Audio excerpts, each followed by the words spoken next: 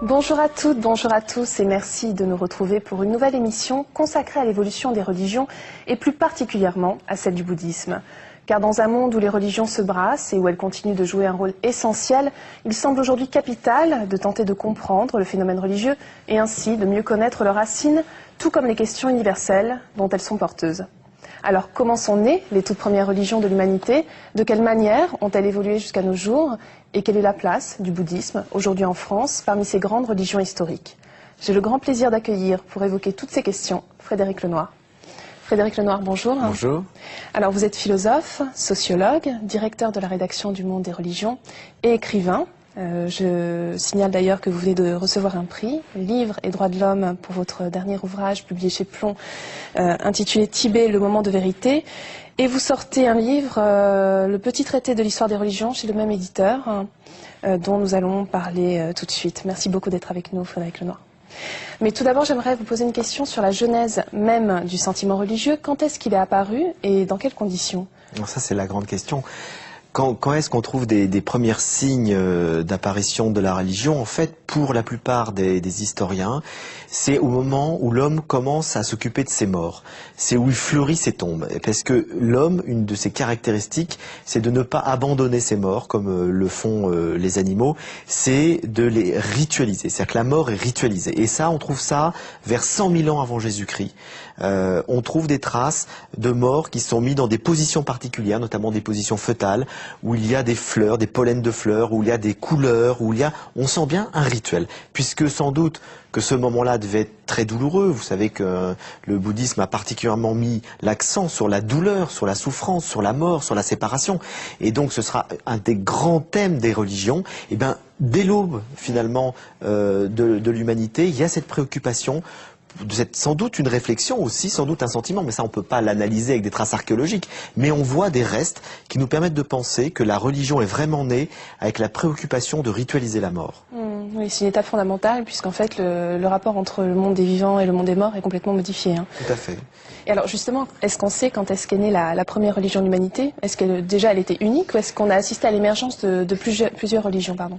En fait, on assiste à, dans toute la période qui va du paléolithique jusqu'au néolithique, donc quelques dizaines de milliers d'années avant notre ère, on assiste à une religion qui est à peu près la même partout. On pourrait dire qu'il y a une première religion commune de l'humanité, qu'on va appeler très récemment, avec des termes universitaires contemporains, le chamanisme, mais qui est en fait une religion de la nature. Les hommes sont des chasseurs-cueilleurs, ils vivent dans la nature, ils font partie de la nature, et ils échangent avec la nature, et ils échangent avec les esprits de cette nature. Donc on va diviniser d'une certaine manière, même si le terme Dieu, ce concept-là est bien plus tardif, on va attribuer une force, si vous voulez, supérieure, surnaturelle, à des esprits qui sont les esprits des arbres, de l'eau, du tonnerre, etc. Et on est en échange avec eux. Donc cette première religion naturelle, on pourrait dire, de l'humanité, est répandue partout et on en trouve des traces encore aujourd'hui dans les ultimes civilisations traditionnelles, en Amazonie, en Afrique, dans certains pays, qui ont subsisté. Et on voit que c'est une religion dans laquelle l'homme est vraiment en dialogue avec la nature. Il n'a pas encore identifié une place spécifique de lui-même et une place spécifique du divin. Alors justement, est-ce qu'on sait aussi quand est-ce que sont nés les dieux?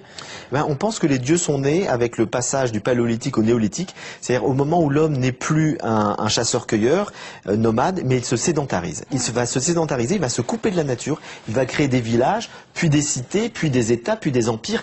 Et à partir de ce moment-là, il n'est plus en lien avec la nature, sa religion va changer, les esprits de la nature vont devenir les dieux de la cité. Et l'homme va continuer d'être dans un échange avec les dieux de la cité, ça va être la naissance du sacrifice, et on va offrir des sacrifices aux différents dieux de la cité pour avoir protection, pour avoir abondance, pour avoir fertilité des champs.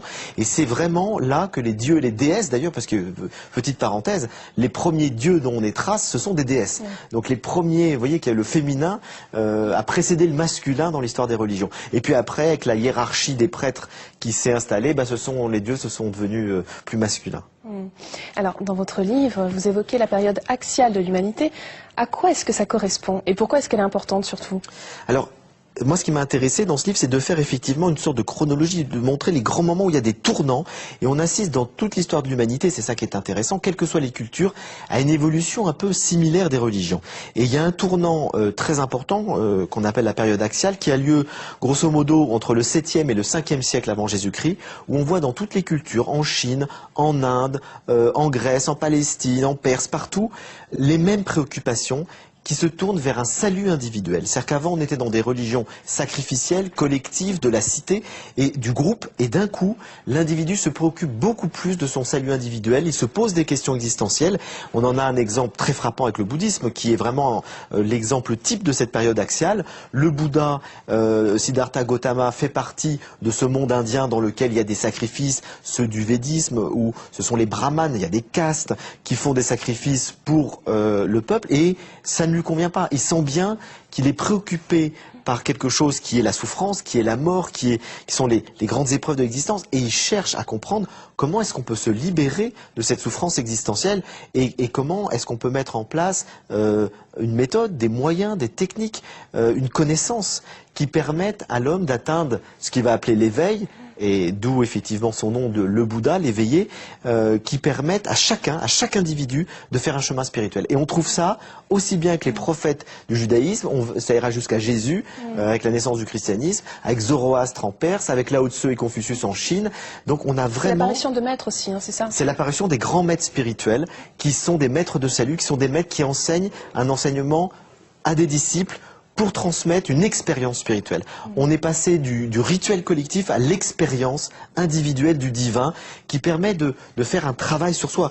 Et effectivement, le bouddhisme permet, et il a toujours gardé cette connotation fondamentale d'expérience. On est là pour expérimenter quelque chose et pas simplement faire des rituels vides de sens ou qui ne seraient faits que par des personnages, des prêtres, au nom de tous les autres. Chacun doit faire l'expérience.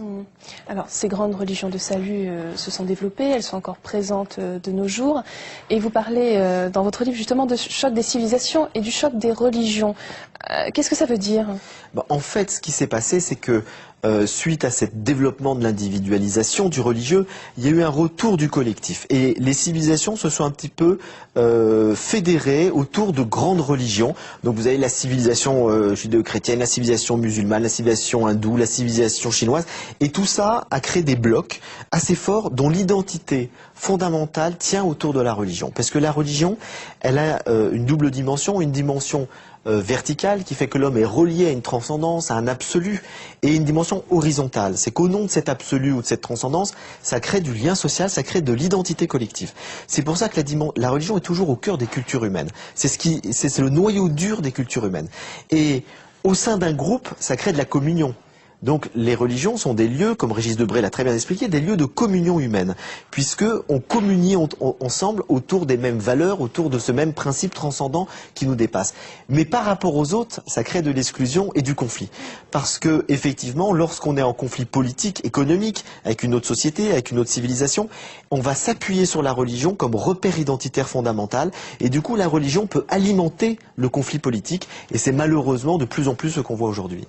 Donc alors effectivement il y a de la confrontation, mais on assiste aussi à une certaine communion et à un dialogue, notamment interreligieux. Est-ce que vous pouvez nous en parler? Est-ce qu'il évolue d'après vous en France aujourd'hui? Oui, bien sûr, heureusement. Je dirais que même si à un niveau lourd, à un niveau collectif, il y a de la confrontation, il y a des gens dans toutes les religions qui veulent dépasser cette confrontation au nom d'une communion universelle, c'est-à-dire d'une humanité fondamentale qui nous rassemble. Et ça, le Bouddha l'a très bien dit, c'est que fondamentalement, tous les hommes, quelle que soit leur culture, quel que soit leur sexe, sont égaux. Ils sont tous dans cette même démarche, dans cette même recherche, pour essayer de trouver le bonheur, pour essayer de quitter la souffrance.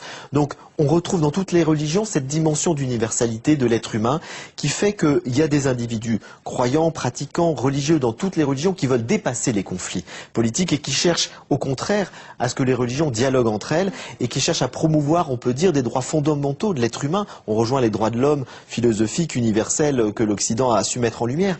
On retrouve cette notion de droits humains fondamentaux dans toutes les traditions religieuses, et donc vous avez des croyants qui refusent le conflit et qui font progresser le dialogue à travers des rencontres, à travers des livres qui peuvent être partagés en commun, à travers des institutions aussi qui savent aujourd'hui mieux dialoguer que ne le font effectivement souvent les peuples lorsqu'ils sont renvoyés directement dans cette dimension politique. Et qu'est-ce qu'il en est justement dans le bouddhisme? Alors le bouddhisme participe activement au dialogue interreligieux.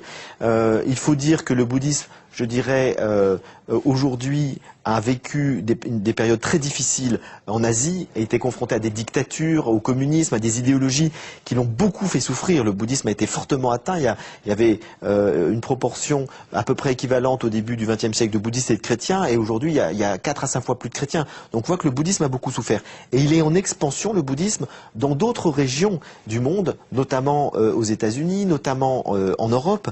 Et dans toutes ces régions où il est en expansion, il est en confrontation avec d'autres religions qui sont là depuis longtemps. Donc je dirais qu'on est aujourd'hui dans un bouddhisme qui n'est plus nécessairement un bouddhisme traditionnel qui n'a connu que ça. On est dans un bouddhisme en dialogue dès le départ avec les autres. Ce qui fait que la France est un excellent exemple où on voit qu'il y a beaucoup de réfugiés qui viennent du sud-est asiatique notamment. Il y a des Chinois, il y a des réfugiés tibétains.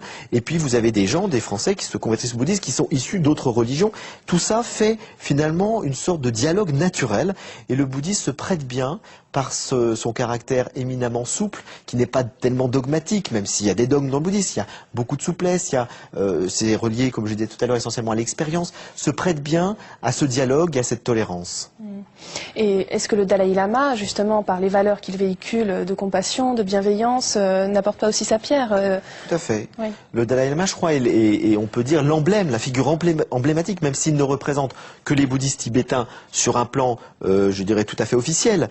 Sur un plan symbolique, la plupart, pour ne pas dire tous les bouddhistes se reconnaissent en lui, parce qu'il est le parfait porte-parole, si vous voulez, du message du Bouddha, qui est un message de tolérance, qui est un message de compassion, qui est un message de non-violence, et donc il sait parfaitement adapter ce message au monde moderne et aux défis de la mondialisation qui, justement, face au choc des religions, face au choc des cultures, le Dalai Lama tient un discours extrêmement émouvant de dialogue des civilisations, de rencontre et d'acceptation de l'autre, et il en est le témoin vivant, puisqu'il est le porteur, le témoin d'un peuple qui souffre terriblement d'une situation politique dramatique, et il réagit toujours avec compassion, avec non-violence, et je crois qu'il est le témoin vivant de ce qu'il dit, c'est pour ça qu'il nous touche.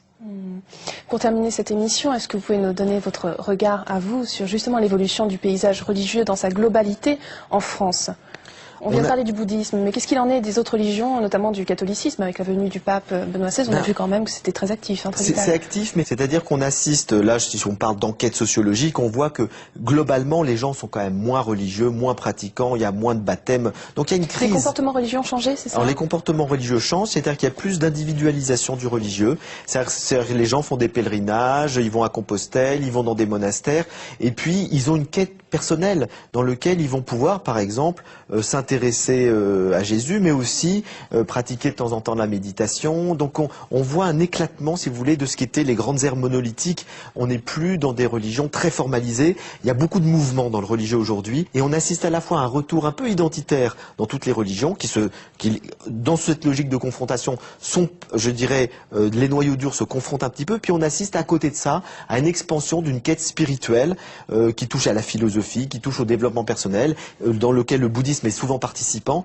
qui fait que des individus cherchent un sens à leur vie et dans un grand désir d'ouverture et de tolérance. Donc il y a les deux mouvements, l'identitaire et la quête spirituelle, qui sont en train de progresser dans un paysage global où, il faut le dire, les gens sont moins religieux qu'avant.